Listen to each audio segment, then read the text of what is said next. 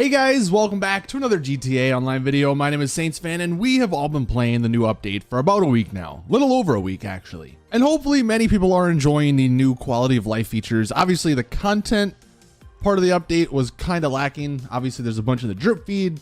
But the quality of life aspect of the update, it changed a bunch of stuff. And hopefully people are enjoying it. But in this video, I wanted to go over 15 hidden things Rockstar sort of put in this update that you might not have noticed or know about. So without further ado, let's hop right in. The first thing is actually a very useful thing. This is something, now I'm sure everyone knows that in this update, in the inventory menu, when you're in the ammo section, Rockstar now made it an option to buy all ammo. And that's great, that's cool. I'm sure many people have figured that out. However, what you might not have known is that the buy all ammo actually does refill your firework launcher. Prior to this update, in order to refill the firework launcher, you'd had to wait until there was an event in the game. And usually those only happened around certain holidays. So it was kind of rare to actually see the firework launcher being used because you only had 20 shots and you had to make them count, you know, if you wanted to actually use them. But now with the buy all ammo, as long as I think you don't run out, you can infinitely shoot your firework launcher because you can just buy more ammo. It's actually such a really cool little thing. Obviously the firework launcher is not like the greatest of weapons, but it's a cool weapon and it's a fun little thing to have nonetheless. But there's actually another thing with this buy all ammo, and that's something that is a bit unfortunate. This option does not refill Mark II ammo. And I guess that's the way to balance it. You still need to go to your MOC or I guess Avenger to refill your Mark II ammo. No, you can't just use this option to, like, you know, get more Mark II explosive sniper rifle bullets or something like that. So if you were wondering, the buy all ammo option is very good for replenishing the firework launcher ammo, but it just does not do any of the Mark II ammo. The next thing, you can actually call Sasanta to request a current list of the exotic exports needed for that day. So this is one of those minor things that if you go around doing, it's kind of an annoying thing, or it was an annoying thing if you were doing this, to constantly go back to the auto shop to see like what other vehicles you needed. Now you can just call Sasanta and look, she doesn't even say anything. She says like one word on the phone, so you don't even need to listen to her. And she'll text you a list of the exotic exports. So it's pretty convenient, it's pretty helpful. You still have to go around finding them, but at least you now can just have a list right on you, so you know what to look out for. Another thing that is super fun that was added with this update was the ability to put any vehicle, at least that would fit, in the MOC or the Avenger. And what this means is you can do some real fun stuff. The most fun I think I've found so far is you can paradrop the Ruiner 2000 from the Avenger. And it's look, it's not like the biggest things or whatever, but it is cool to do, and it is something new that Rockstar added. And again, you can do this with any other vehicle that would fit back there because they allowed access to it. But the Ruiner 2000 is very fun because it does have the parachute, and it's kind of cool. It's kind of relaxing, actually, just sort of, you know, fall through the sky, slowly taking in the sights. And actually, one thing the Ruiner 2000 coming out of the Avenger does, don't ask me why it does this, but it actually sort of gets rid of the rockets, at least by default. So when you do parachute or you do get out of the Avenger, the default option will not be rockets. You actually have to, hit LB or whatever, L1 to cycle through back to them.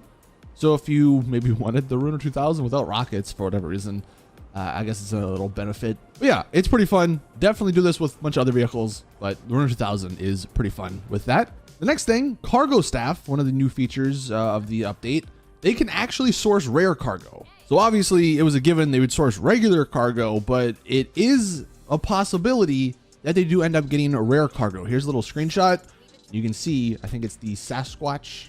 That is the rare cargo, and obviously the rare cargo is just the stuff that sells for more in the end. Another thing, the Nightclub safe capacity was increased again from 210,000 to 250,000. Not, I mean, sure, cool, great. I guess why it wasn't just 250K from the beginning, I guess I don't know. Rockstar also did something where all of those little alerts you get before you log into GTA Online, they actually do now sort of specify what is happening. And like if it's something you're getting money for, it'll specify why you're getting the money. So that's another quality of life thing that they added. No longer is it just going to say, hey, congrats, we've given you an additional 1 mil. Now it's going to say, all right, we gave you $1 million because you were part of this and that and that. So just another helpful thing. Now, one of the more interesting things Rockstar did with this update, and I actually don't think this was intentional, but the new Amani Tech vehicles are a bit different than the other Amani Tech vehicles Rockstar put in the game. So the last update, when the Amani Tech vehicles came out, all of those vehicles have separate and unique mini-map icons. You can see here, this is the Champion, and it does have a unique mini-map icon. Also, the Champion and the older Amani Tech vehicles, they have bullet-resistant windows. They're not bulletproof, but they will withstand a lot more bullets before they break. That's what you're seeing here. The new Amani Tech vehicles from this update, they do not have bulletproof window or bullet resistant windows. Like one bullet goes through and it's breaking. But on the other hand, they don't actually have unique minimap icons. You can see on this one, it's just the standard vehicle icon. So people won't know that you're in an Amani Tech vehicle, I guess. But you just got to be careful, I guess, because the windows are very easily shot through. A pretty useless feature in this update, you'll probably see it on the Rockstar Logic, is you can actually call Tony and request a limo. And the reason I say it's useless is because it doesn't work like any of the other limo functions in the game. It literally just spawns a limo without a driver, and you have to drive it around. I don't really know why anyone would do that, but it is a new feature, and I guess if you ever desired to call Tony and ask for a limo, you can now do that. One of the sort of unfortunate things that happened in this update, I don't know if it happened on every console or every platform, but I did see a decent amount of people have this happen to them. People who bought the scramjet with the trade price, for whatever reason, had it just deleted from their garage. And here's just a little thing from the Rockstar support. This person obviously lost theirs. They messaged Rockstar support, and they are providing the guy with a bunch of money, sort of in reimbursement. So I guess basically if the scramjet was deleted from your account, hit up Rockstar support and you might get a decent payout. I mean, it sucks, of course, that you lost the vehicle, but with the payout, you can probably just buy it back. One of the newer features they added in this update was in the gun running bunker, they have these sort of ammunition deliveries.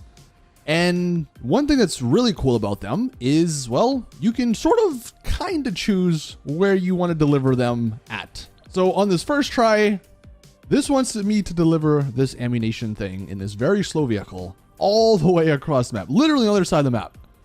I said, no, I'm not having it. You can just blow up the vehicle. It takes 3 explosives to blow it up, and it will return unscathed in your bunker. So if you get a location where you don't like let's say it sends you up to Paleto Bay, for instance, just blow up the vehicle. Nothing bad will happen, and you can literally redo the mission like 2 seconds later. And this time when I did it, I got a much better location, a little bit closer, and that was okay for me. Also, if you're doing these missions, you can use the cargo bob to help out. So if you want to skip the annoying NPCs that come after you, simply just, call in your cargo bob, park it next to your bunker before you start the mission, and then just pick up the vehicle and go. And it'll sort of actually guide you to the location you need to go when you're in the cargo bob. So I guess it takes that into account. And honestly, it'd probably be the preferable way to send these ammunition deliveries, because again, just getting around those NPCs is just so nice. Now, speaking of NPCs, the new guy from the new missions, I thought this was actually kind of cool. So this is a clip from Condor Man 1981 on Reddit. He decided in one of the missions where you have to, or where it tells you to sort of find a van, but you have to destroy all of these signal jammers. If you find the van without disabling those signal jammers, this is actually what he says. It's kind of a unique little interaction. Wait, are you right on top of the signal? How'd you find it when all the jam is still active? Some damn fine work, agent. So yeah, pretty cool. I wonder if there's any other little small things that, he might say. If anyone finds anything, for sure let us know in the comments. And then the final thing I wanted to touch on in this video was some of the Cayo Perico changes. I'll probably be making a separate video on the entirety of the Cayo Perico changes. But yesterday they actually did fix it to be what they said it should be.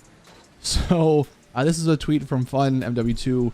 They did make the cooldown actually 3 in-game days now, which is 144 minutes, which is 2 hours, 24 minutes of IRL time.